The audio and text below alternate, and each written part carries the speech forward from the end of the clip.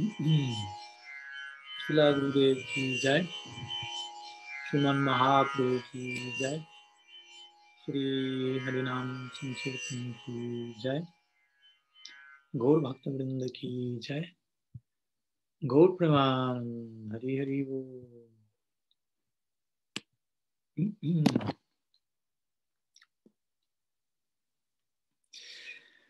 Bien, entonces, más que bienvenidos nuevamente a todos y nuevamente continuando aquí con nuestro ciclo de encuentros dominicales, intentando responder cualquier consulta, cualquier pregunta, exponer sobre cualquier tema que puedan tener, intentando facilitar alguna plataforma donde podamos hablar de manera amplia, abierta, sin prejuicio alguno, y al mismo tiempo tratar de educarnos, de informarnos y de transformarnos a través del mensaje revelado que llega a nosotros, por la gracia de Bhagavan, a través de sus agentes.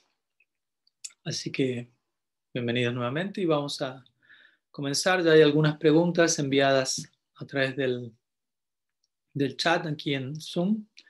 Y eventualmente si alguien tiene algún otro tema o pregunta pueden enviarla también, ya sea por escrito aquí o avisarme que la tienen y eventualmente les pasaremos la palabra para que la presenten en vivo, lo cual desde ya también no hay ningún problema al respecto. Entonces, la primera pregunta presentada por Carolina Fesa dice así: luego de la clase 2 del Brahmara Gita surgió una duda y alguna meditación respecto a la narración en que Krishna libera a Vasudev y Devaki de la prisión de Kamsa Maharaj en Mathura. Se explica que el corazón de Krishna corresponde siempre con el sentimiento de sus devotos. Y así como en Vrindavan su identidad es la de un gopa, fuera, entre comillas, de allí, su autoconsideración es la de Dios, en cierto nivel.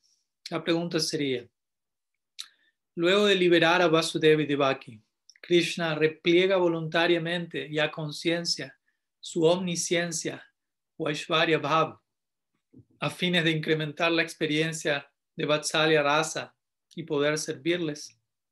Y entonces, a través de Yogamaya, él también queda cubierto para poder reciprocar. Bien. Entonces, una pregunta interesante, un tema interesante, el cual estamos intentando abordar en nuestro ciclo del Brahmar Gita, y no solamente obviamente en dicho ciclo, sino cada vez que se presenta la oportunidad, ya que es una de las tantas formas en las que intentamos sumergirnos en todo aquello que hace único a esta Gaudiya Sampradaya, que la mayoría de nosotros, en la cual participamos, intentamos participar, ser miembros activos en todo el sentido de la palabra, lo cual tiene que ver con la concepción Krishna, de la divinidad, en particular Braja Krishna, ya que como aquí vemos, existen diferentes Krishnas, existen diferentes, por empezar, manifestaciones del Supremo, como más de una vez he mencionado, nuestra doctrina contempla lo que podríamos llamar monoteísmo polimórfico, lo cual implica hay un solo Dios, una verdad absoluta, no dual, la cual, debido a la interacción con su Shakti, en este caso a la interacción con su Swarup Shakti, en otras palabras a la interacción con diferentes formas de Bhakti o con diferentes Bhaktas, ese absoluto no dual se expresa en el marco de la trascendencia con diferentes disposiciones, de acuerdo al tipo de Bhav. Krishna mismo establece este punto claramente en todas partes. Un famoso verso es el Bhagavad Gita, donde él dice: Yatamam prapadyante tam shataiva bhajamyaham. Así como alguien se acerca a mí a adorarme, a servirme en una disposición en particular, yo respondo acorde a ello. Si alguien se acerca a mí como Dios, yo respondo como Dios. Si alguien se acerca a mí en Vatsalya Bhav, en Braj, yo respondo acorde. Si alguien se acerca a mí en tal o cual humor, yo respondo acorde. Y diferentes formas del Ser Supremo, podríamos decir, existen debido a diferentes deseos en sus devotos. Así como también Mahaprabhu dice en el Sikshastakam, Nam Nama Kari Bahuda, Nyasharva Shaktis, etc. Existen ilimitados nombres del Ser Supremo. ¿Y cuál es la razón? Suele explicarse debido a que existen ilimitados deseos en las entidades vivientes. Entonces, debido a que las entidades vivientes poseen ilimitados deseos y en muchas ocasiones se dirigen a Dios para que Él satisfaga dichos deseos, que Él les ayude a ello, asimismo hay diferentes nombres con los cuales uno va a abordar al absoluto acorde al deseo que hay dentro de uno. Y esto obviamente se aplica no solo limitado al marco del Swarup Shakti, como vemos, alguien puede tener un deseo material, pero dirigirse a Dios al respecto. Krishna también confirma esto en el Gita, cuando él habla de los 4 tipos de personas que se acercan a él. Sí, 4 tipos de sukritina, personas con cierto crédito favorable. Artha Jignasura, Artha Artik Jnani, Chara Paravatar Shiva. El afligido, entre otros, aquel que desea riqueza. Como vemos, personas que están predominadas por una experiencia mundana aún. Aquel que busca conocimiento. Él comienza mencionando personas que no necesariamente se aproximan a él dentro del marco exclusivo del bhakti, una actitud desinteresada de servicio. Y aún así, dice, yo reciproco, hay diferentes nombres ligados a mí en ese caso. Podríamos decir diferentes nombres, diferentes formas, ya que el nombre nos lleva a la forma, Nama, Rupa, Guna, Lila, podemos conectar una cosa con otra. Entonces, presento esto un poco a modo de introducción. Entonces, hablando de diferentes formas de Dios, diferentes nombres de Dios, ahora nos vamos a concentrar un poco más en el concepto Krishna, existente en Golok, y cómo Golok posee estas 3 divisiones, como Dwarka, Mathura y Vrindavan. Golok Dwarka, Golok Mathura, Golok Vrindavan, donde encontramos una determinada manifestación de Krishna. Dwarakesh Krishna, Mathuresh Krishna, y Brajendranandan Krishna, Braj Krishna, Yashodanandan y tantos otros nombres. Entonces el humor en cada una de estas moradas es diferente, no tiene tanto que ver con un traslado geográfico, sino con un traslado en términos de bhava, en términos de una determinada disposición interna al abordar al absoluto. Entonces, mientras que en Vaikuntha la disposición es Aishvarya, explícito, y por lo tanto el absoluto se presenta en la forma de Narayan, mientras que en Brahman no hay básicamente un sentido de diferenciación y es una experiencia sumamente abstracta, amorfa del absoluto, etcétera, sin cualidades. Vaikuntha hay cierta determinación, ciertas cualidades, pero en el marco de Aishvarya, de una majestuosidad explícita en donde el devoto tiene bien en claro Narayan es Bhagavan, Vishnu es Dios, y por ende él ha de ser adorado en determinados términos. Y en la medida que seguimos progresando, pasamos a moradas tales como Ayodhya, como hoy mi Guru Maharaj hablaría en la mañana, en donde Dios aparece como una persona, Sri Ramachandra, en el marco de Nara Lila, pasatiempos semejantes a los humanos en cierta medida, aunque su adhesión al Dharma es sobrehumana.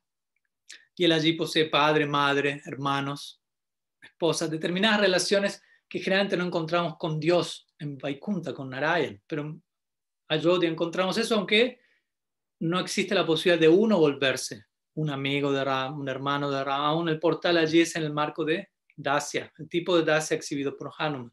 Pero de alguna manera Ayodhya está indicando todo aquello que sí está disponible a través de un determinado sadhana para los sadhakas en el plano que sigue, por decirlo así, que es conocido como Golok, el cual tiene estas 3 divisiones de Dwarka, Mathura y Braj. Entonces en Golok Dwarka encontramos una mezcla de Aishvarya y Madhurya, pero una predominancia de Aishvarya. En Mathura encontramos una mezcla de Aishvarya y Madhurya y una predominancia de Madhurya.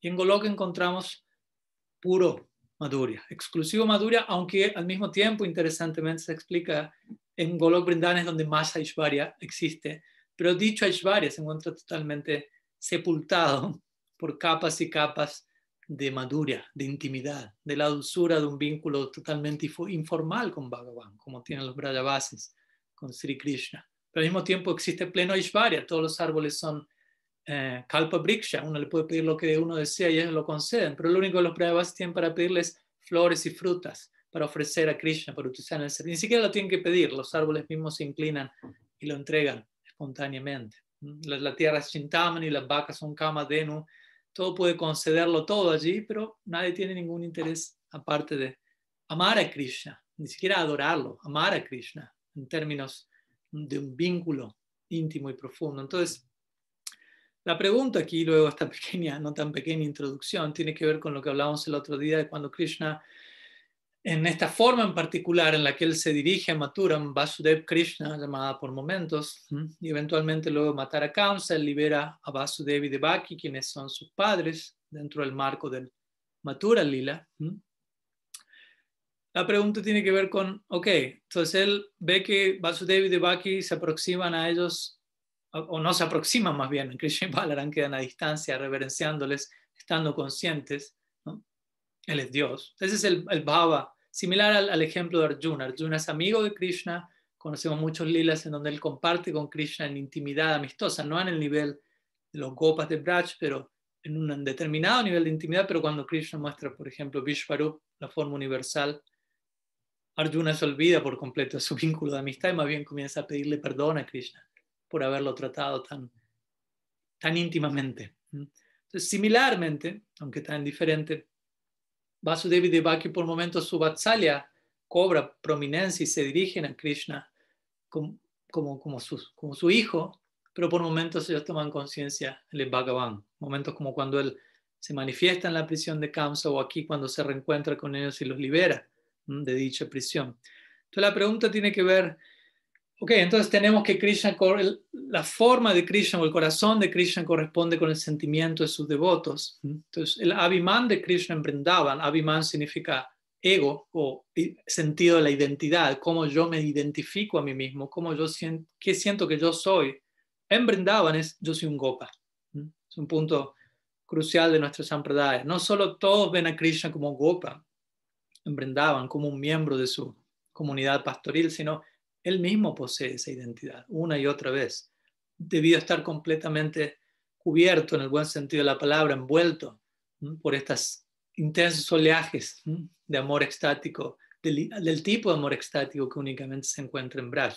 Él no tiene tiempo para recordar que él es Dios. La designación Dios quedó atrás en el camino a Vrindavan, pero no dentro de él. Entonces, fuera de allí, podríamos decir, cuando él, de alguna manera, aunque él nunca sale de allí, una y otra vez tenemos que recordar esto, Krishna no puede dar un paso fuera de Vrindavan debido a cuánto ese amor lo mantiene allí, cuánto ese amor lo hace ser quien él es, básicamente. Ese amor tiene la capacidad de controlarlo hasta tal punto que no es que él no puede salir aunque quisiera, él no desea salir en lo más mínimo de esa órbita. Entonces, cuando él, para reciprocar con otros devotos, porque en última instancia sigue siendo Dios y diferentes personas se aproximan a él con diferentes sentimientos, existen diferentes formas para corresponder con ello. Entonces la pregunta tiene que ver, bueno, cuando es una de esas formas sale de Vrindavan, y aún así, como hemos visto, incluso esa forma se mantiene, de acuerdo al lente de nuestros acharyas, absorta en Braj, pero cuando esa forma libera Vasudeva y Devaki, podríamos decir que Krishna repliega voluntariamente su omnisciencia, su Aishwarya, para permitir cierta cercanía con Vasudeva y Devaki en el marco del tipo de Vatsalya que hay con ellos, que es diferente al de Nanda y Yashoda, como hemos dicho. Y si eso ocurre, es a través de Yogamaya que él queda cubierto para poder reciprocar. Pues podríamos decir que varias cosas. En breve podríamos decir sí. Podríamos decir que, por un lado, obviamente es importante aclarar, Yogamaya es una manifestación, una expresión, una de las tantas expresiones de Swarup Shakti, la energía interna de Krishna, que aunque en un sentido cubre a Krishna, Swarup Shakti existe únicamente al servicio de Krishna. Es un punto importante. No deja de ser un Shakti al servicio de Shaktiman, una energía al servicio de su fuente energética. Y Swarup Shakti, Yogamaya en este caso, personificada incluso en el lila en diferentes formas, por Namasi, Brindadevi, etcétera, diferentes manifestaciones de esta Yogamaya, sabiendo cuál es el deseo de Krishna, sabiendo cuál es la necesidad del lila con el fin de experimentar determinado rasa en particular, organiza todos estos elementos incluso en la forma de cubrir, entre comillas, a Krishna. Pero ese cubrir de vuelta es en el marco de servir a Krishna y es en el marco de incrementar una determinada experiencia en un lila en particular. Obviamente debemos recordar esto. Subjetivamente hablando, nosotros como Gaudiya Vaishnavas vamos a considerar Vrindavan, por decirlo así, lo es todo. Además, obviamente, la versión paralela en Navadvip. Y lo es todo en el sentido, subjetivamente hablando, es lo superior. Y allí se encuentra la experiencia de raza más elevada. No hay necesidad de que Yoga Maya haga arreglos para disminuir eso en otra parte. Krishna solamente en Vrindavan es lo único, pero entendamos que esa es la experiencia subjetiva de uno, pero existen tantos otros Krishnas en otras partes porque existen tantos otros devotos, y por ende Yoga Maya se encuentra operando en diferentes medidas en estas distintas moradas, aunque su pleno rol se dice se da allí en Braj. ¿Por qué? Porque es allí donde Krishna, la divinidad de Krishna queda por completo sepultada, mientras que en otras moradas como Mathura, eso es algo en otra medida, acontece en Dwarka, eso acontece incluso en otra medida. Entonces vemos que la plena expresión de Yoga Maya, la embajada central, digamos así, donde ella ejerce su plena influencia es Vrindavan. Entonces en ese sentido Yoga Maya podríamos decir cubre a Bhagavan, Sri Krishna, quien en Vrindavan pierde esta noción de ser Bhagavan, y Vishnu es Dios para todos en Vrindavan, básicamente. Y en la medida en que él en diferentes formas se expresa en otros lilas, como Mathura Lila en este caso, podríamos decir que sí, que en un punto la influencia de Yoga Maya genera ese arreglo, ¿no? No necesariamente vamos a decir Krishna. A ver, obviamente es importante entender esto, ¿no? Como hablamos el otro día, nuestros acharyas, Gaudiyas, ellos van a representar a Krishna incluso en Mathura, incluso en Dwarka, absorto en Vrindavan. Ese es nuestro lente subjetivo en particular, lo cual no es algo, como si no es un tipo de parcialidad mundana, porque es un lente que surge al partir del bhava. Bhava significa en este caso un tipo de amor extático por Bhagavan, por encima de la parcialidad de este mundo. La base, los cimientos de bhava son control mental, control de los sentidos, por lo tanto no existe imparcialidad mundana en alguien como Sanatana Goswami, como Srila Jiva Goswami, quienes son los que comentan, los que revelan este tipo de nociones. Entonces, por un lado tenemos la parcialidad mundana, luego tenemos la imparcialidad y por encima de eso la parcialidad trascendental. Krishna mismo menciona eso en el Gita, Samoham Sarvabhuti Suname Dvestistinapria Jivayanti Tumam Bhaktyam Aitate Suchapyam. Dice, yo soy ecuánime con todos, nadie me es ni querido ni enemigo. Ahí habla más bien Paramatma, Dios. Pero dice él, la segunda parte, aquellos que me adoran con un afecto en especial son especialmente queridos para mí. Entonces ahí él habla de un tipo de parcialidad sobre la base de un tipo de imparcialidad. Entonces cuando nuestros acharyas se expresan subjetivamente mostrando a Krishna absorto en Vrindavan, donde quiera que vaya, en cualquier forma en que se expanda, incluso fuera de Vrindavan, ese es el lente subjetivo de ellos. No es que todas las demás sampradayas van a ver eso, ¿me explico? No es que todas las demás sadhus de otras líneas que quizás adoran a Krishna principalmente en otro lugar, no en Vrindavan, sino en Mathura, en Dwarka u otras formas, no necesariamente van a tener ese mismo ojo subjetivo que tiene la Gaudiya Sampradaya. Se entiende la idea, ¿no? Y esto es importante diferenciarlo para uno tampoco ser sectario y uno no pretender absolutizar esta declaración fuera de la órbita del Gaudiya Vedanta. Dentro de nuestra órbita, sí, obviamente es importante enfatizar ese ojo, ya que es el ojo del bhava al cual nosotros también aspiramos desarrollar, ese tipo de parcialidad trascendental, pero sobre una base, como digo, de imparcialidad, la cual también debemos cultivar como sadhakas, porque si no, en el nombre de ser totalmente apegados y parciales a Krishna y Vrindavan, podemos terminar también siendo fanáticos y ofensores hacia otras personas que tengan otro tipo de visión. Entonces, el punto es ese. Bhagavan, el punto es ese. Bhagavan reciproca tratemos de entender, la personalidad de Bhagavan no es una personalidad ordinaria, no es una persona ordinaria. No solo es Dios, sino, como diría Prabhupada, la suprema personalidad de Dios. Nosotros, siendo tatasta jivas, de por sí ya poseemos ¿cómo decirlo? Toda una serie de elementos multifacéticos en nuestra personalidad. Somos una persona, pero al mismo tiempo existen innumerables matices de nuestra personalidad que cobran forma en diferentes interacciones. Entonces, ¿qué decir si esa noción la extendemos, la aplicamos a Bhagavan? ¿Qué forma toma eso? ¿O qué formas, diría yo, en plural? Porque sabemos literalmente, por ejemplo, cuando Krishna se casa en Dwarka con 16.108 reinas, se dice que Narad Muni llega allí y comienza a la velocidad de Narad Muni, que es más veloz que la velocidad de la luz, a tomar darshan de Krishna en cada una de estas 16.108 palacios, donde se estaba celebrando el casamiento con cada una de las 16.108 reinas, y él encontraba que Krishna estaba en todas esas partes. Y no es que él estaba en una parte y cuando Nara iba al otro lado, Krishna desaparecía de esta parte y aparecía con la segunda reina. Él seguía en la otra parte, pero había otra forma con la otra reina. Y lo más interesante de todo, explica Vishwanath Chakravarti Thakur, no solo Krishna estaba allí con las reinas, sino que sus familiares como Vasudev, Devaki, había 16.108 expansiones de cada uno de ellos para participar simultáneamente en todos estos lilas.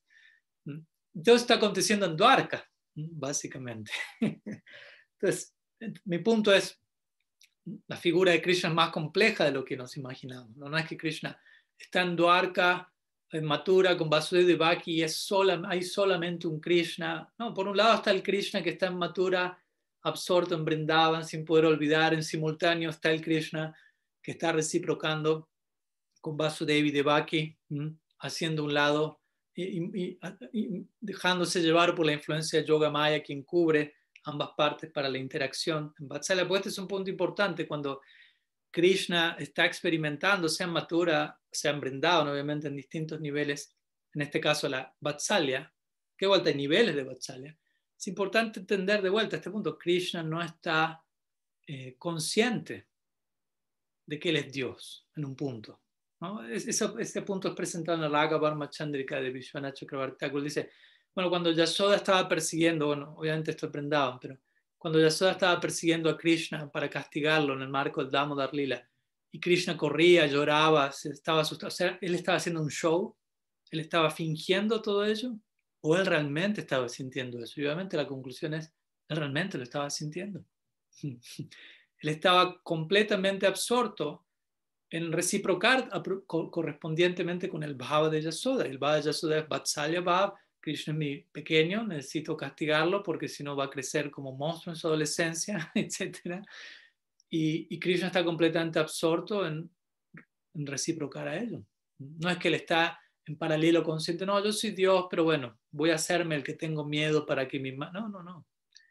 El punto es, como diría mi Guru Maharaj, Krishna es Bhagavan, completamente sobrecogido, afectado por el Swarup Shakti, ¿no? En última instancia, por eso Krishna Braja, Krishna es la suprema personalidad de Dios, porque hablamos del supremo en su plena interacción con la más elevada manifestación de su propia energía interna, la cual es tan potente que de alguna manera da vuelta a todo y hace que él deje a un lado esta designación de Dios, aunque él sigue siendo Dios en otra plataforma de su personalidad multifacética, pero no es una plataforma que resulte tan atractiva a los Gaudiya Vaishnavas. Entonces, algunas ideas, obviamente podemos seguir exponiendo al respecto, pero creo que con eso tenemos para rumiar un buen tiempo. Vamos a continuar con la siguiente pregunta, presentada por Jessica Alejandra Martínez. Entonces la pregunta es, ¿qué se entiende como pecado en la práctica Vaishnava?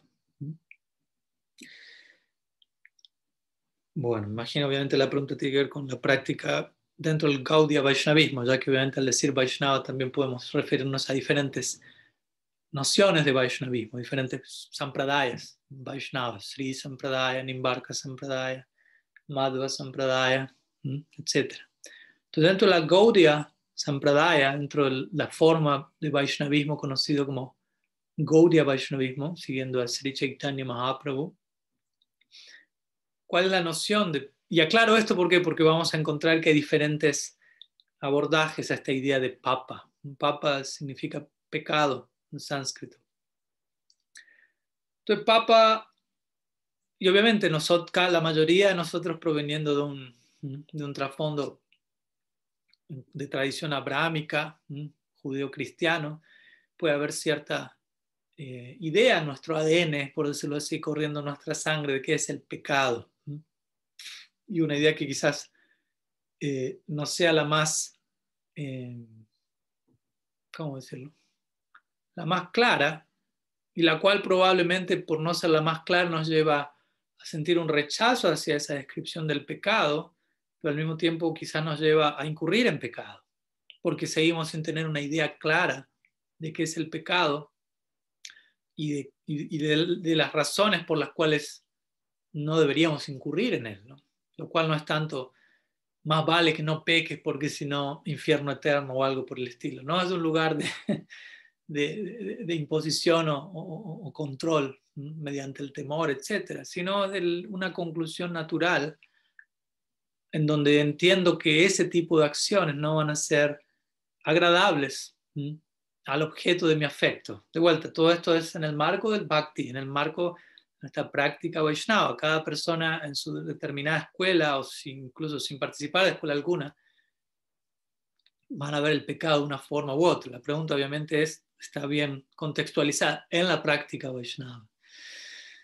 Entonces, para nosotros, por ejemplo, ¿no? Cuando alguien acepta iniciación de Sri Guru, en nuestra escuela, al menos en ciertas ramas de ella, se solicita a los estudiantes comprometerse con cierto código de conducta, a veces, el cual toma a veces la forma de seguir lo que se conoce a veces como los 4 principios regulativos. Me imagino los conocen, y los cuales no tienen solamente que ver con abstenerse de pecados, aunque parece tomar esa forma, que implica no consumir carne, no intoxicarse, no incurrir en sexo ilícito, no participar de juegos de azar. En última instancia tienen que ver con cultivar virtudes positivas que son indicadas por cada una de estas abstenciones. No consumir carne implica ser compasivo, cultivar la misericordia, lo cual no solamente va a ser desarrollada por el mero hecho de ser vegano o vegetariano, hay muchas otras cosas que hacer al respecto. Y lo mismo con cada una de las otras ideas. Pureza, austeridad, veracidad, no meramente alcanza con no ir al casino o controlar ciertos impulsos. Pero en una medida se muestra esto, sí. No participar en actividades que van a ser consideradas adhármicas. Es otra forma de referirnos al pecado. Papa adharma. Adharma significa aquello que va en contra del dharma. Dharma, básicamente, en términos generales, significa religión o virtud, rectitud. No necesariamente en el marco del bhakti. Primeramente mencionamos algo dentro del contexto más general de la cultura védica y luego pasamos a la idea más específica dentro del Gaudiya Vedanta. En la cultura védica general se nos habla de Dharma, Artha, Kama, Moksha, de las 4 purushartas, las 4 metas de la vida humana, básicamente, ¿no? Las maneras de uno alcanzar saludablemente diferentes objetivos en este plano, de tal manera que eventualmente eso nos lleve a perseguir objetivos más allá de este plano. Y todo este sistema comienza con dharma, que quiere decir lo contrario al pecado. A veces también se habla de punya, vamos a invocar ese término, que es con piedad, lo contrario a algo impío o pecaminoso. Entonces, por dharma se entiende llevar una vida saludable, una vida moral, ética. Tenemos diferentes escritos como el Dharma Shastra o Manu Samhita, los códigos de conducta para la vida humana. La misma palabra humano proviene de Manu, el progenitor de la humanidad, tal como es descrito clásicamente en el Veda. Y se entrega toda una serie de cosas a hacer y no hacer, y existen estos mandatos descritos en las escrituras que en gran parte tienen que ver con mucho sentido común. El otro día estábamos compartiendo una charla acerca de los yamas y niyamas en el sistema de yoga de Patanjali, sobre todo los yamas y los 3 primeros, ahimsa, satya, asteya. Pero si consideramos todos estos yamas y niyamas, en definitiva son valores universales que se encuentran presentes en todas las tradiciones. Por ejemplo, ahimsa, satya quiere decir ser veraz. Volvemos a hablar de esto, los principios regulativos, los mandamientos cristianos, no mentir, no presentar falso testimonio. Ahimsa, no matarás, otro testimonio, no violencia, misericordia. Asteya, no robar. Y así, son en un punto nociones de sentido común dirigidas a la humanidad. Entonces, lo contrario, o sea, digo todo esto porque el no hacer esto implica pecado. Pecado implica ir en contra del estándar básico que se espera de la forma humana. Podríamos decir que pecado tiene que ver con aquello que degrada nuestra humanidad, que lleva nuestra conciencia a un nivel, a una plataforma que se encuentra por debajo del estándar humano. Y podemos darnos cuenta que no es muy difícil hacer eso. Esa es la ventaja, la bendición y maldición, por decirlo de alguna manera, de la vida humana. O sea, uno puede, y esa es la idea, aprovechar el pleno potencial que la vida humana ofrece, que es aquel momento en donde tomamos conciencia de quiénes somos, donde comenzamos a hacernos preguntas existenciales, preguntas cualitativas y no solo cuantitativas, y podemos indagar en términos de por qué. Ningún animal va a preguntar por qué, ningún árbol, ninguna roca va a estar haciéndose ese tipo de preguntas. Atato Brahma Jignasa, Atato Dharma Jignasa incluso. El Veda dice, primero hay que indagar en términos de el Dharma, qué es correcto, qué es correcto, qué es recto, qué es virtuoso a nivel humano. Luego Atato Brahma Jignasa, indagar acerca de la naturaleza trascendental, mía como espíritu, etc. Y obviamente luego tenemos Atato Rasa Jignasa. El Bhakti nos va a hablar de eso. Entonces en los Vedas tenemos estos tres senderos marcados, karma, gyan y bhakti. Entonces karma tiene que ver con atato dharma jignasa, indagar acerca del dharma, cómo me desenvuelvo en este mundo, partiendo de este plano, cómo soy un buen ser humano, un buen ciudadano, moral, ético, no explotativo, no abusivo. Obviamente hay karma, artha, kama, y también menciona este purushartha, ¿no? Dharma, artha, kama. Artha significa desarrollo económico, kama significa disfrute de los sentidos. No es que el sistema védico condena eso de principio a fin, pero todo ello se da en el marco de Dharma. Dharma es la primera palabra. Entonces, cuando yo intento desarrollarme económicamente, que eso sea de manera dhármica, virtuosa, no pecaminosa. Cuando yo intento disfrutar de mis sentidos, que eso sea de manera dhármica, de manera perimetrada, por decirlo así, no excesiva, no explotativa, etc. Entonces, Dharma pone todo en contexto dentro del marco de las regulaciones de la vida humana. En la medida en que elegimos rechazar el concepto de Dharma y elegimos comportarnos por debajo de lo que se espera de un ser humano, ahí entramos en lo que llamamos pecado, papa, actividades que van en contra de los dictámenes de las escrituras, predominadas generalmente por influencias como rayas y tamas. Generalmente rayas suele degradarse hacia tamas, mientras que Dharma apunta hacia sattva, incluso si no estamos del todo situados allí, canalizar nuestras tendencias tamásicas y rayásicas de tal forma que eso invoque sattva. Entonces, por un lado tenemos esta idea de pecado, más general, pero dentro de la práctica Vaishnava, pecado básicamente, o sea, todas esas cosas se prometen, por ejemplo, como dije en el momento de aceptar al guru, uno promete no incurrir en ciertas actividades que son consideradas pecaminosas. Ahora, ¿desde dónde no incurro en ello? Porque alguien puede decir, bueno, me voy a portar bien, como una vez leí una frase que alguien tenía, decía algo así, como cuando los ladrones se enteren que ser honesto es forma en es la mejor forma de que a uno le vaya bien en la vida, ellos se van a volver honestos por conveniencia, ¿no? En un espíritu de codicia igual, pero se van a volver buenas personas solamente porque saben así me va a ir mejor. Entonces también alguien puede ser dármico, alguien puede tener una vida virtuosa, pero quién sabe con qué motivación. ¿Me explico? Mientras que en el marco del Bhakti, en el marco del Gaudiya Vedanta, un practicante se compromete a llevar una vida ética, moral. No es que en el nombre del Bhakti, lo más elevado, incurrimos en toda serie de pecados porque de todas maneras el Bhakti es muy poderoso. Hay una línea fina aquí, porque obviamente las escrituras dicen el Bhakti es muy poderoso hasta el punto en el que las actividades pecaminosas no son un obstáculo al Bhakti. Ahora, ¿en qué sentido no son un obstáculo al Bhakti? En el sentido en que el Bhakti es una influencia que toca directamente al alma, Bhakti Shakti, Swarup Shakti, mientras que papa o pecado tiene más que ver con residuo kármico que está de alguna manera acumulado en el plano sutil de uno, pero que no termina de afectar al alma, no es que el alma es tocada. por rajas, tamas, sattva, mientras que sí lo es por Swarup Shakti. Entonces, la potencia del Bhakti, la potencia del Swarup Shakti es tal que incluso si uno es supremamente pecaminoso, y encontramos muchos ejemplos en las escrituras al respecto, la gracia del Bhakti puede transformar a esas personas, ¿no? Ejemplos famosos como Al-Jamil en el sexto canto del Bhagavatam, Jagai Madai en el Gaur Lila y varios otros. El Bhagavatam y toda nuestra tradición está llena de estas historias que establecen este punto como papa, pecado, por más poderoso que lo podamos sentir, no se compara al poder del Bhakti.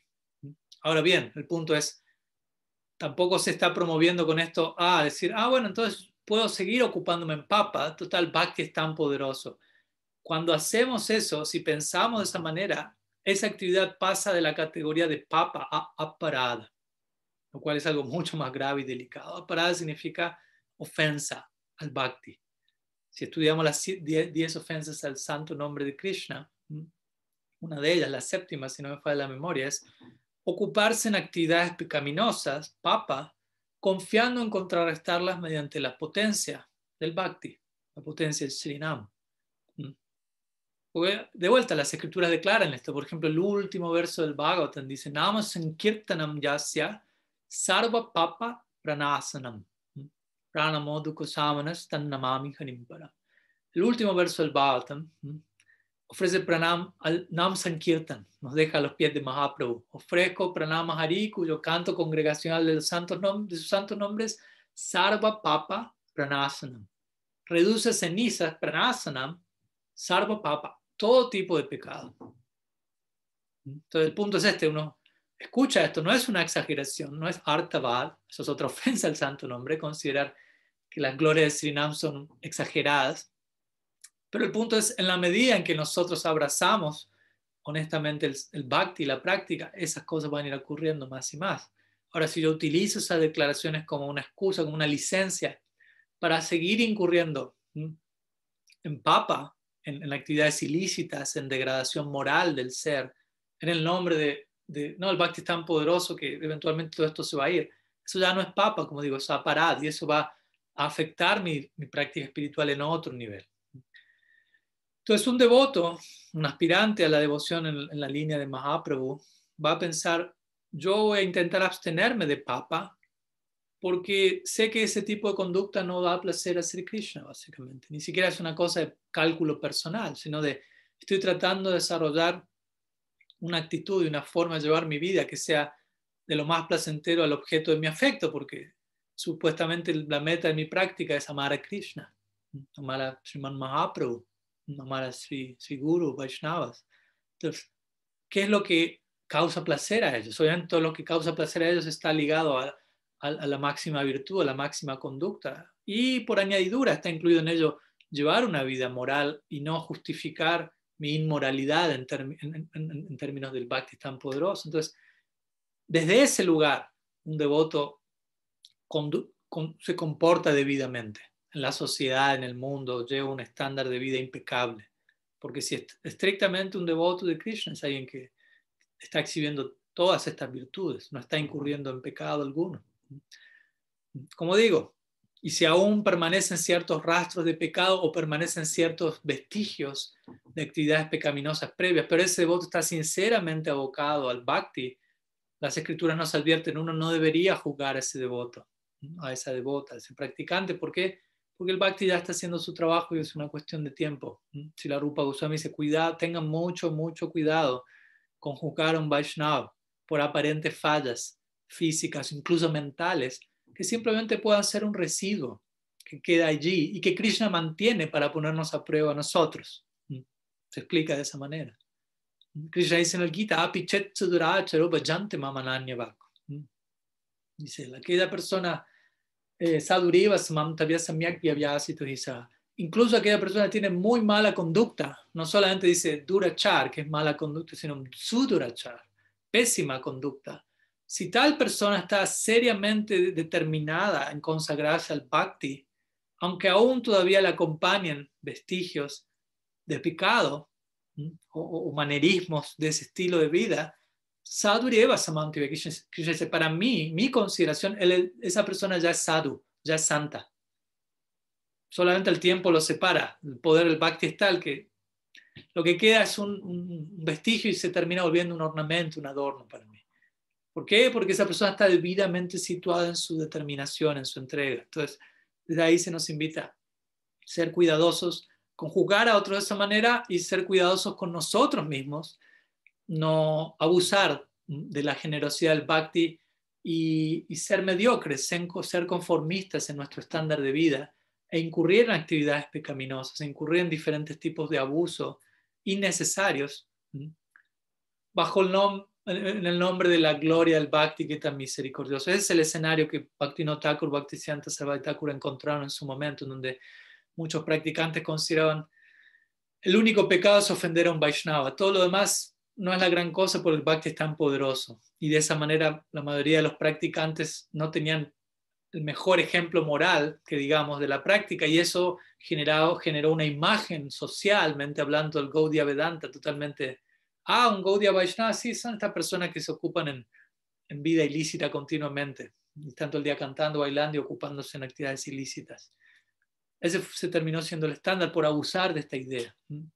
Entonces, es importante, obviamente, entender y cuidarnos de no incurrir en pecado. Una manera interesante que yo definiría eso también ya para cerrar en la línea de lo que mi Guru Maharaj comenta es otra forma de conseguir pecado es me encuentro en una determinada etapa de mi práctica por la gracia de la práctica de Bhakti he podido superar ciertos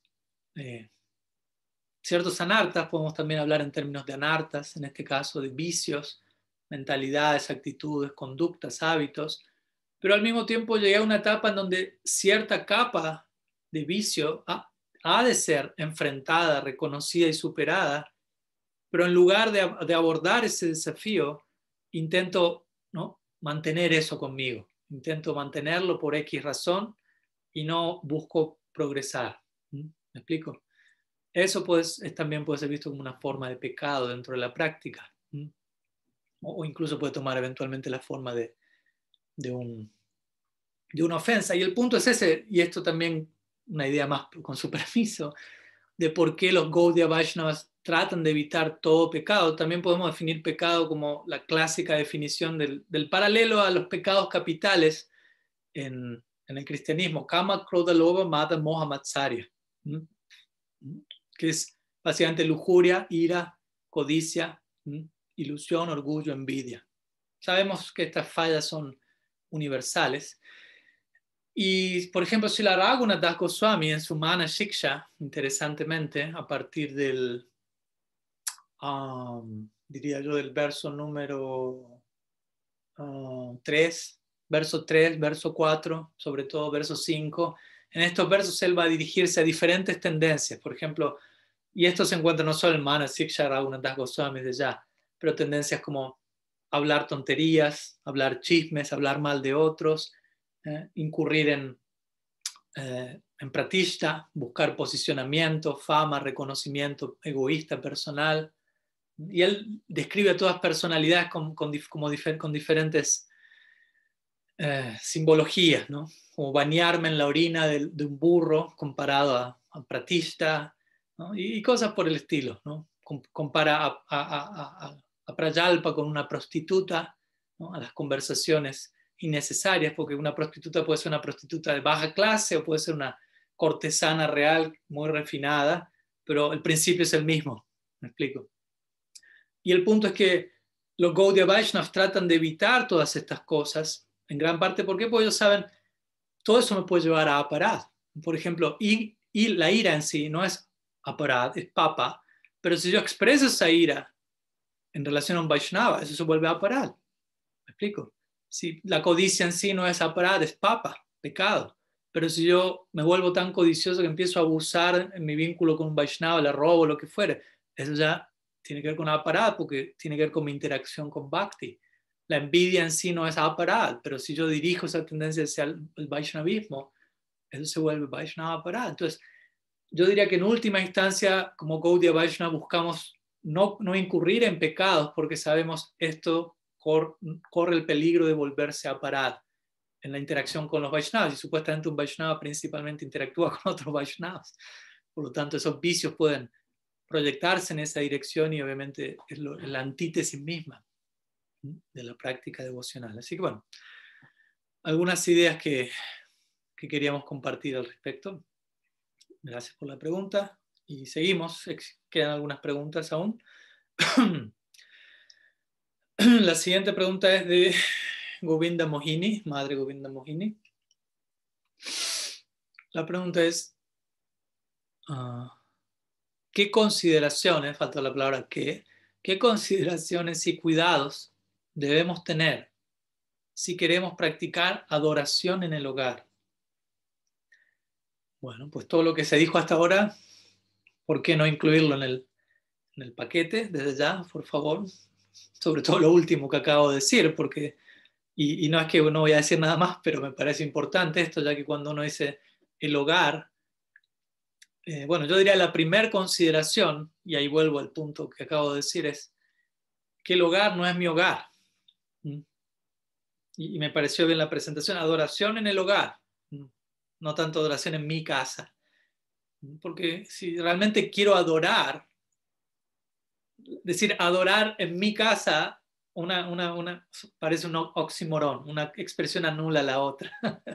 Para realmente adorar a Bhagavan, en la manera en la que se nos recomienda hacerlo, tenemos que hacer a un lado aham mameti, el falso sentido de enseñoreamiento, un falso sentido de propiedad, donde pienso en términos de mi casa, mi familia.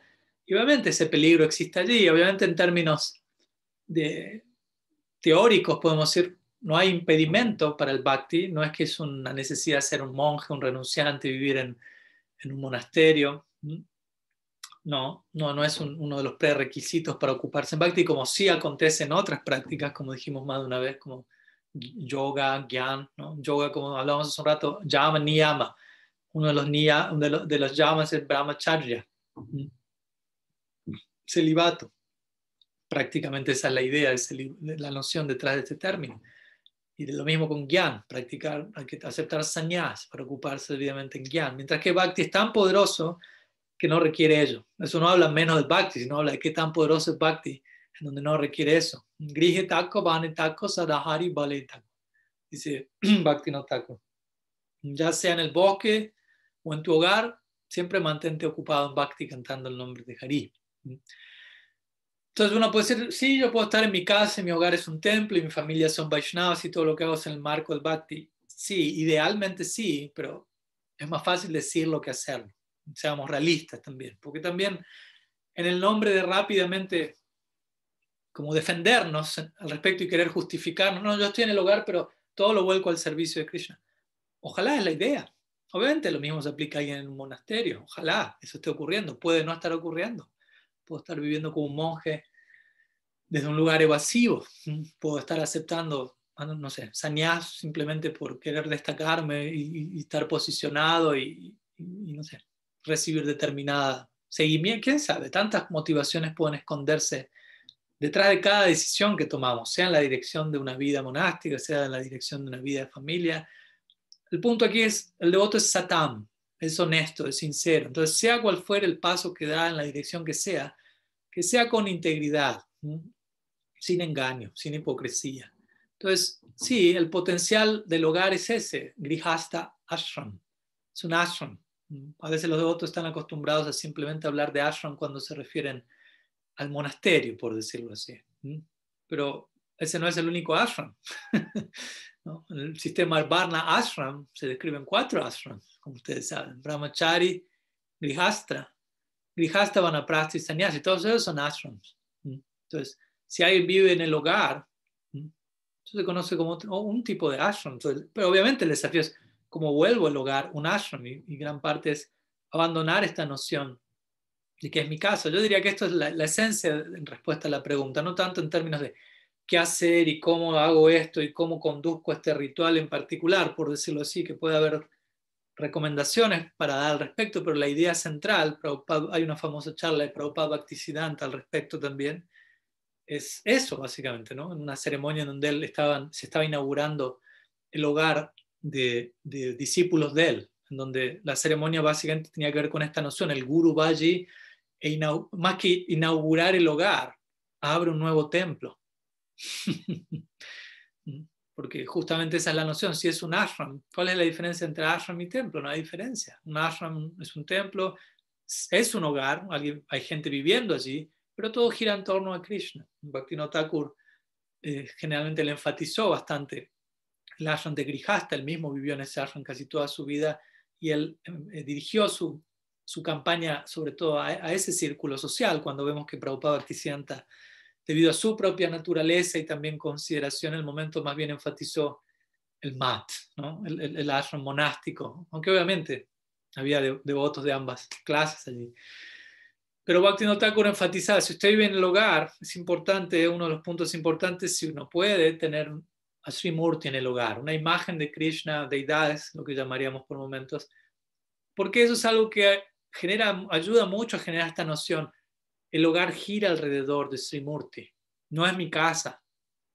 Sri Murti, Thakurji, como diríamos a veces, es quien rige aquí, es el dueño del hogar. Yo soy un sirviente en su hogar, soy un invitado en su mandir. Y de vuelta, esto no es solamente decirlo en la clase y que suene lindo, sino creérmelo. Vivir como si eso es así. En un comienzo quizás sea una cosa media forzada y como que me tengo que estar recordando y convenciendo a mí mismo de eso. Pero algún día eso se tiene que volver realidad porque es la realidad. No es que estamos tratando de importar una idea ajena a la realidad. Esa es la realidad última. Nada me pertenece, no es mi casa. Lo que yo creo que yo soy, ni siquiera soy eso. No es mi familia, nada me pertenece. Todo está destinado, todo es parafernalia potencial a ser consagrada al servicio de Sri Hari. Yo no debo pensar en términos de mi dinero, debo pensar, esto es parafernalia potencial al servicio de Thakurji que ha sido puesta a mi cuidado. Quizás es difícil decir toda esa oración cada vez que me dirijo a algo, pero esa es la idea, el sentimiento que debería haber en nosotros. Entonces, al estar Sri Murti y Thakurji en el hogar, eso ayuda a que las actividades giren alrededor de ellos, ¿no?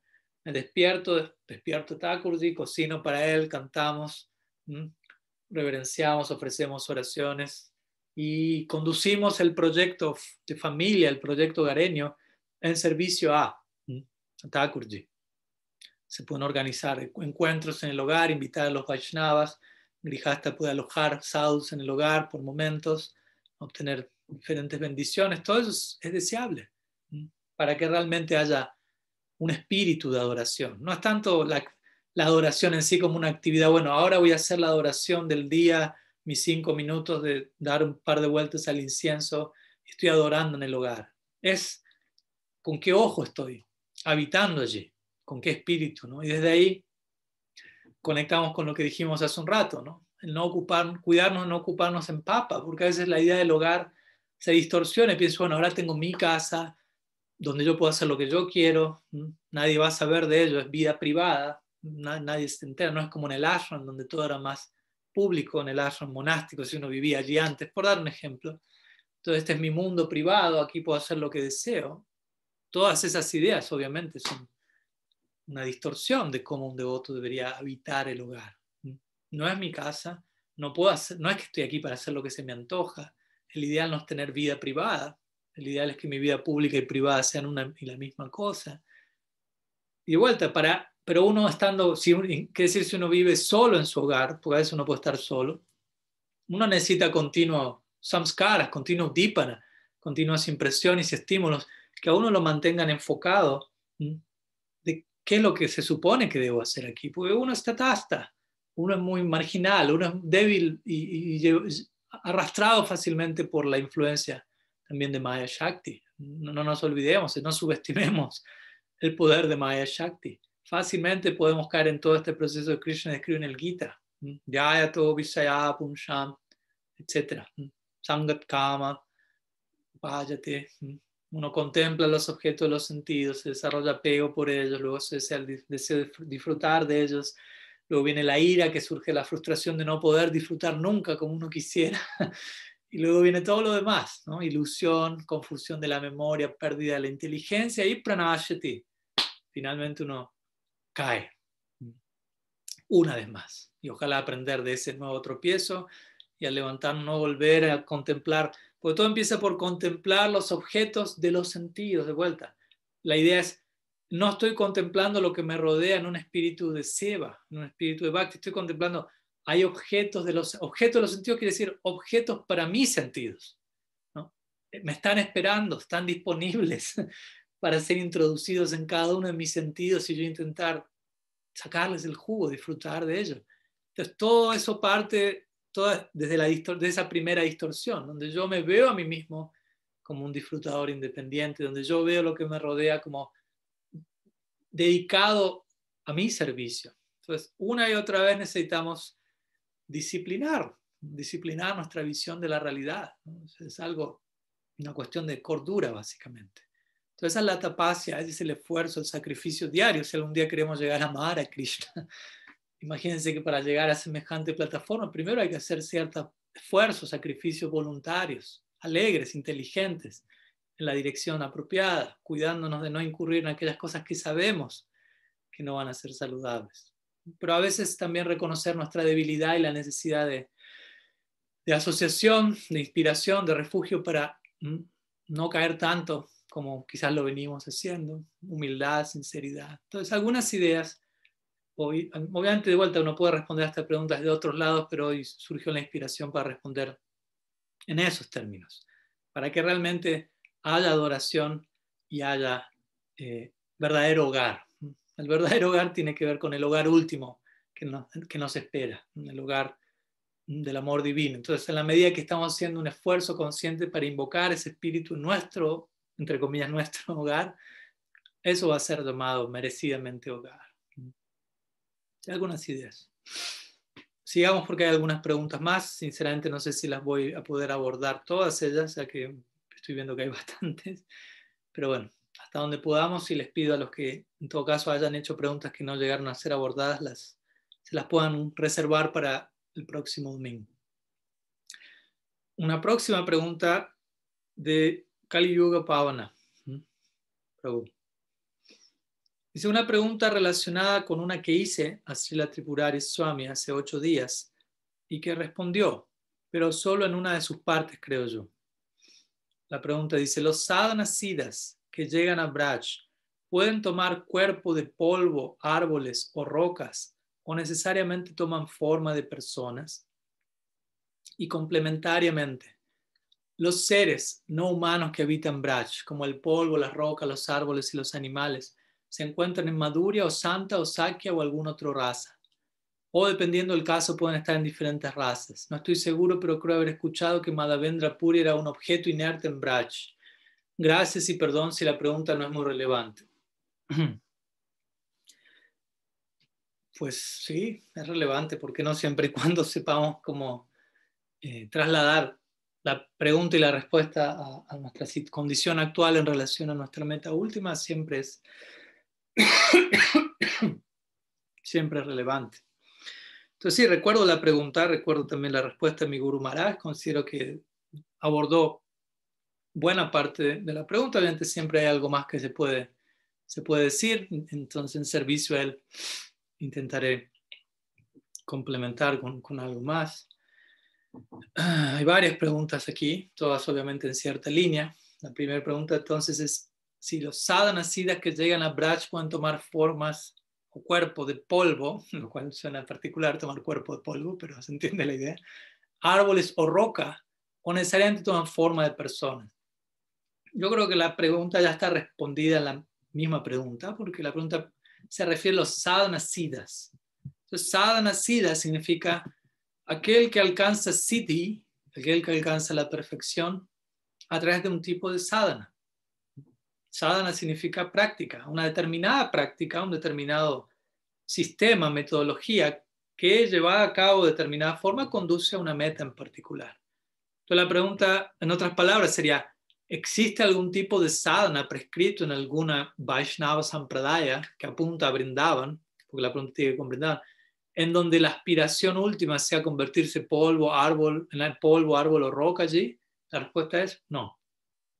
No encontramos una Vaishnava Sampradaya que apunta a Vrindavan, más allá de nuestra misma Sampradaya, obviamente, como la Gaudiya Sampradaya, existen Sampradayas como la Nimbarka Sampradaya, la Vallabha Sampradaya, Radha Vallabha Sampradaya, diferentes sampradayas que tienen como meta última Vrindavan, pero ninguna de ellas propone un logro último perfecto a alcanzar a través de un cierto sadhana en el cual uno se convierta en polvo de Braj, un árbol, una roca, aunque obviamente encontramos las descripciones en el Shastra de que existen todas esas diversas entidades, pero al mismo tiempo no encontramos un sadhana correspondiente para alcanzar esa forma. Por lo tanto, allí está la respuesta a esta pregunta.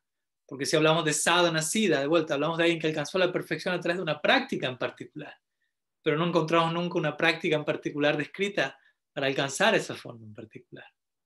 Por lo tanto, uno podría decir que todas las entidades que se ocupan en tales puestos de servicio, de alguna manera podemos decir son nitya siddhas, porque existe eternamente allí, es parte de Vrindavan. ¿No? Si yo retiro todo el polvo, toda la tierra, todo el agua, todos los árboles y animales, ¿qué queda de Braj? Entonces, y Braj existe eternamente, por lo tanto, nitya siddha, eternamente existente.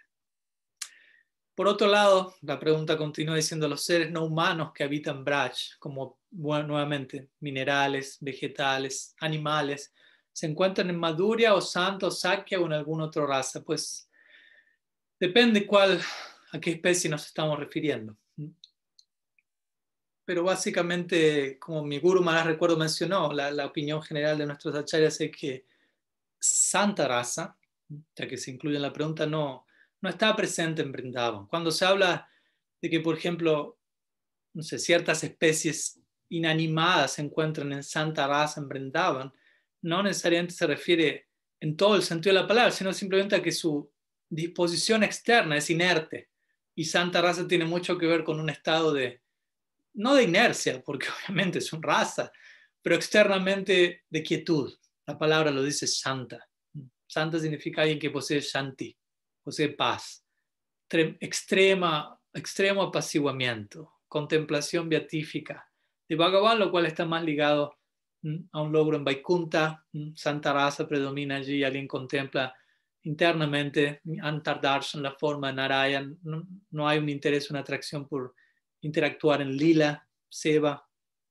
Entonces, en ese sentido, a veces dicen Braj hay santa, porque hay especies inmóviles, aunque como también escuchamos en las descripciones del Shastra, hasta un punto son inmóviles. Uno puede decir los árboles, pero Krishna toca su flauta y se describe como todo el efecto que eso genera en las especies inmóviles, que adquieren las cualidades móviles.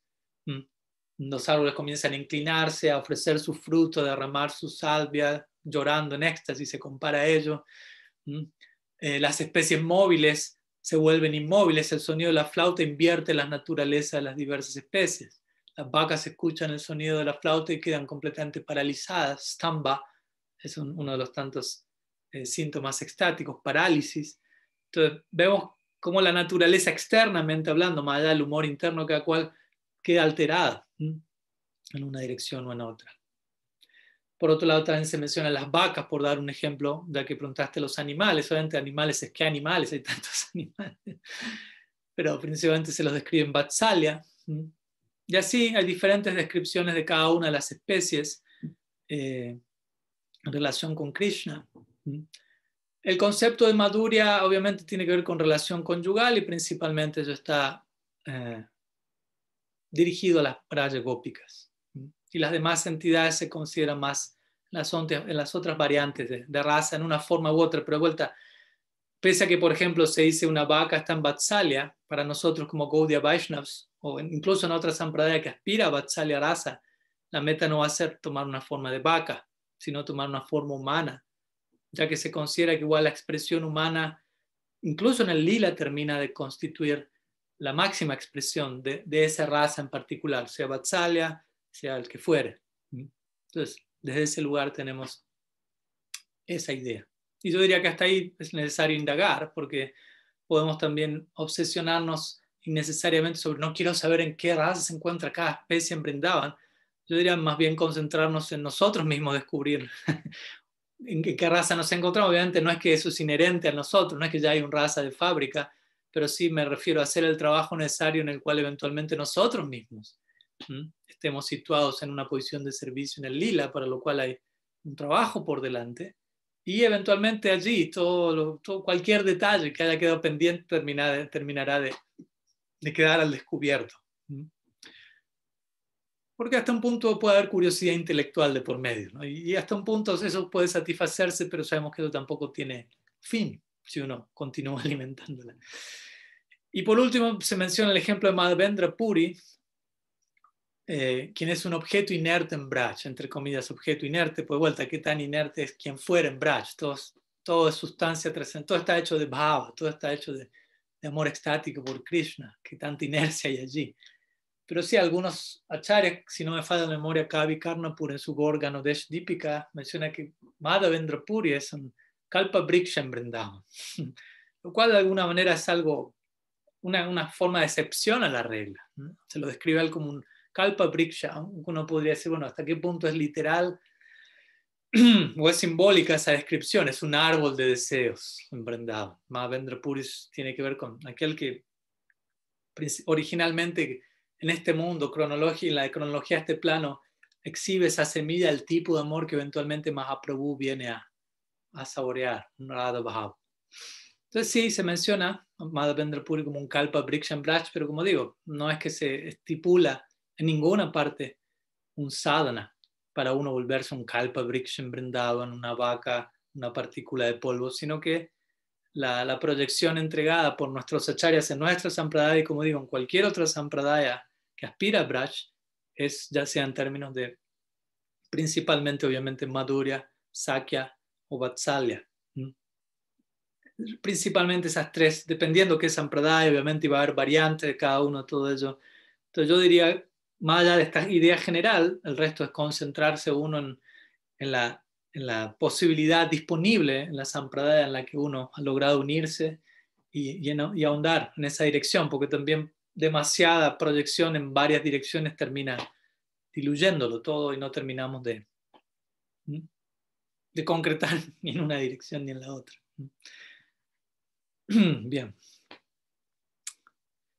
Queda 1, 2, 3, 4, 5 preguntas. De por sí confirmo que no creo estar llegando a todas ellas. Sepan disculparme, pero bueno, vamos a abordar al menos una más, quizás dos más máximo, y les pido las que no hayan sido abordadas las puedan reservar para el próximo domingo. Hay una pregunta presentada vía Facebook por Kaveri de Vidasi. ¿Cuál es la diferencia entre alma y conciencia?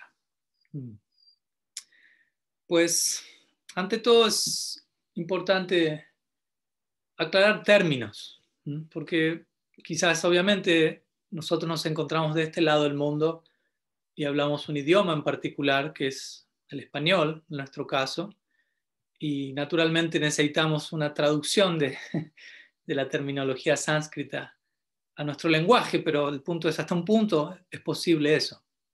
Hasta un punto es posible encontrar una palabra que sea el exacto paralelo de todo lo que ese término dice o quiere decir originalmente en sánscrito. Entonces muchas veces en el intento por traducir estos términos se termina perdiendo mucho en el camino y terminamos reduciendo, siendo reduccionistas y quedándonos con una noción de lo que fuere, del término que fuere, que no termina de corresponder con lo que el término originalmente decía. Por ejemplo, la palabra alma. En realidad la palabra alma se utiliza obviamente como un paralelo al término atma en sánscrito o atman. De hecho la palabra suena muy cercana. Pero al mismo tiempo, si uno habla de alma, ¿qué noción existe del alma en diferentes tradiciones? Es muy diverso. Por ejemplo, en el cristianismo en general existe una noción un tanto confusa del alma, en donde se mezcla alma con cuerpo y no hay una clara diferenciación entre lo que es el concepto de Atman, de lo que es el cuerpo sutil, de lo que es el cuerpo burdo, y tiende a generarse una confusión y no es muy claro qué es el Atma, el alma. En sánscrito el término Atma, interesantemente, se refiere a lo que entendemos a veces como alma, pero también la cosa es más compleja que eso, porque Atma se puede referir, dependiendo del contexto en el que la palabra aparece, se puede referir al cuerpo material, se puede referir a la mente, se puede referir a la inteligencia, se puede referir al al alma, por decirlo de alguna manera, o se puede referir a la superalma, a Krishna mismo incluso. De hecho, eso vamos a estar viéndolo en nuestro cierre del Brahmar Gita, en algunos meses todavía, pero uno de los mensajes que Krishna le envía a las gopis a través de Uddhava, él en ese mensaje él habla en términos de Brahma Gyan, del alma, el cuerpo, la diferencia entre espíritu y materia, y él utiliza mucho la palabra Atma, Atma. Y las gopis al escuchar ese mensaje, ellas no tienen oídos para Gyan, ¿no? para Sankhya, para la diferencia entre cuerpo y alma. Ellas lo leen y lo interpretan todo en términos de su amor romántico por Krishna. Y para ellas, cada vez que escuchan Atma, para ellas esa palabra habla de Krishna, porque se refiere a Krishna. Y desde ahí nuestros acharyas han interpretado estos versos en diferentes niveles, ¿no? El nivel de significado más externo, el nivel intermedio y el nivel más confidencial, que es la lectura que las gopis hacen de esas líneas, en donde para ellas Atma únicamente está hablando de Krishna. Entonces, digo esto porque de vuelta, a veces queremos simplificarlo todo demasiado y no es posible o no va a ser saludable. Entonces, en la cultura, en nuestra tradición en particular, el concepto de Atma, a veces se habla de Atma, de Jiva, Tatasta Shakti, Jiva Shakti, es un Shakti. Nosotros somos un Shakti de Bhagavan en particular, conocido como Tatasta, que tiene que ver con la adaptabilidad que nos acompaña en nuestra constitución, ya sea para habitar, existir bajo la influencia de la energía superior de Bhagavan, Swarup Shakti, o mantenernos bajo el falso refugio Durasraya de Maya Shakti. Pero básicamente somos un producto del medio ambiente en términos de nuestra experiencia como individuos. Para expresar nuestra individualidad necesitamos de la interacción con un entorno. Entonces, somos Atma. Atma y conciencia. La pregunta aquí dice, ¿qué es la diferencia entre alma y conciencia? Bueno, el punto es que en un sentido podríamos decir que uno de los ingredientes, una de las facultades del Atman es Chit, ¿no? Más de una vez habrán escuchado la expresión Sat Chit Ananda. Entonces, en cierto nivel el Atma es Sat Chit Ananda, lo cual no significa que seamos plenos en ello. Es un punto importante, porque si nos acompaña la más plena expresión de Sat Chit Ananda, ¿cómo Maya Shakti de alguna u otra forma puede distraernos? Entonces, Chit significa conciencia, pero básicamente la conciencia que acompaña a la Jiva, constitucionalmente, sin asociación con Bhakti, por ejemplo, ese Chit se refiere a que no somos seres inertes. Tenemos agencia, lo que se llama, no sé si en inglés le dicen agency, imagino en español se puede traducir como agencia o traduzcámoslo como voluntad o albedrío, no tan libre. A veces hablamos en términos de libre albedrío, pero ¿qué tan libre es el libre albedrío? Eso va a depender mucho de cómo nos estamos manejando, básicamente, y de qué entorno nos influye, de qué manera. Entonces, sí, el Atman es Chit, es consciente. O sea, no es que hay una diferencia entre la idea de conciencia y la idea de Atma. O sea, no podemos separar una cosa de otra, ¿no? O sea, la noción de conciencia, de ser experimentadores, ¿no? Nosotros experimentamos, tenemos experiencias, lo cual no acontece con un objeto inerte, básicamente. Como hablamos más de una vez, y sé que todo esto es un panorama quizás complejo, pero por un lado se menciona que en cada átomo se encuentra una manifestación del Ser Supremo. Kshirodakasai Vishnu. Se hablan de tres Vishnus, tres Purusha avatars, Mahavishnu, Garbhodakasai Vishnu, Kshirodakasai Vishnu, que en diferentes niveles sostienen el Shristi Lila, toda esta manifestación material. A partir de Mahavishnu o Karanodakasai Vishnu se expanden los ilimitados universos, galaxias, multiversos. Luego de este Mahavishnu surge Garbhodakasai Vishnu, que es la forma de Vishnu que sostiene cada universo. Y luego Kshirodakasai Vishnu, todo se vuelve cada vez más localizado, más específico. Kshirodakasai Vishnu entra en cada corazón en la forma que conocemos como Paramatma, pero también se escribe, entra en cada átomo para sostener cada átomo. Por eso que los científicos hasta el día de la fecha siguen y seguirán sorprendidos de lo que un átomo contiene.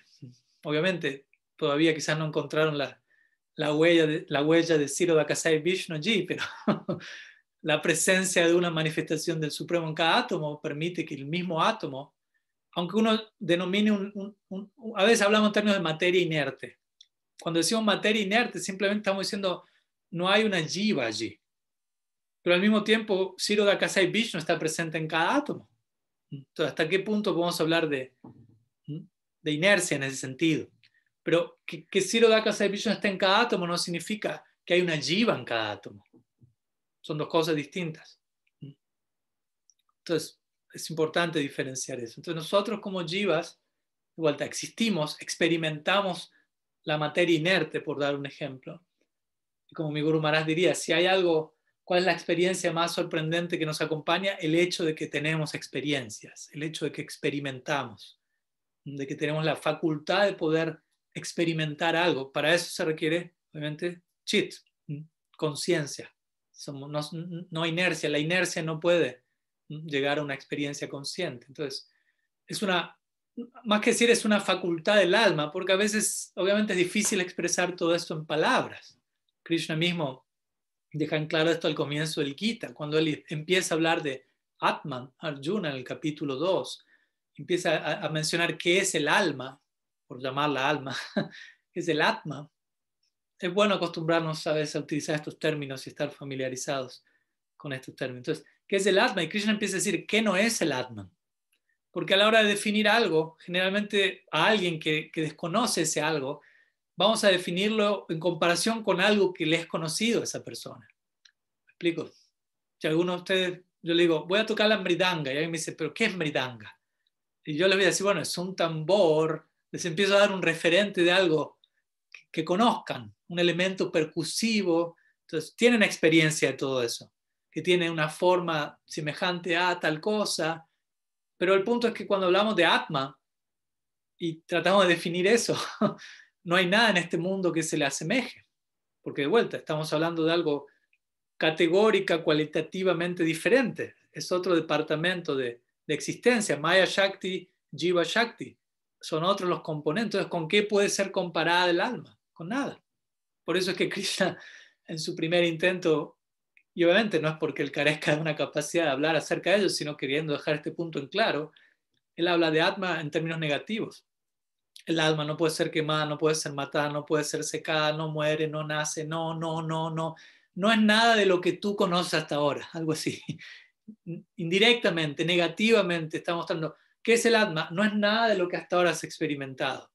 Lo cual en un sentido no termina de decirnos qué es, pero al mismo tiempo genera toda una expectativa, porque imagínense, yo les digo a ustedes, el Atma, o sea, lo que tú eres, es completamente diferente de todo lo que has experimentado hasta el día de la fecha.